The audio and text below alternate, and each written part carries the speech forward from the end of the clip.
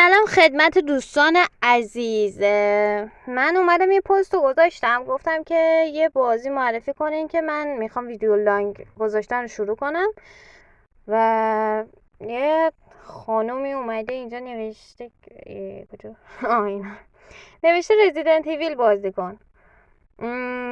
بهش گفتم که دقیقا کجای بازی موبایلی رو نفهمیدی. گفت فکر کردم کامپیوتر داری، یه جورایی میگی انگاری مثلا آبجی داداشی پسری. گفت انگار آبجی داداشم، از هم خبر داریم، تو هیچ منو نمیشناسی. دوست عزیز میخواستم بگم که من اولا که اینجا نوشتم بازی موبایلی، دقیقا کجای بازی موبایلی رو نفهمیدی؟ بعد میگه انگاری آبجی داشته هم دیگه. بابا من اینجا نوشته بود بعد اگه کامپیوتر داشتم کس خودم بیام با گوشی ویدیو بسازم. اگه کامپیوتر داشتم خب میومدم باخه باشی با اینجا میگفتم بازی موبایلی. اگه کامپیوتر داشتم کس خود بودم میگفتم بازی موبایلی.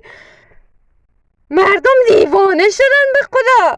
اگه من تو رو انیمه ای کردم یعنی دیگه ساینا چرا میکنم، چرا انیمه میکنم، فقط یکم تو رو خدا به متنا توجه کنی. من اینجا نوشتم بازی موبایلی، باز میاد میگه رزیدنت ایویل.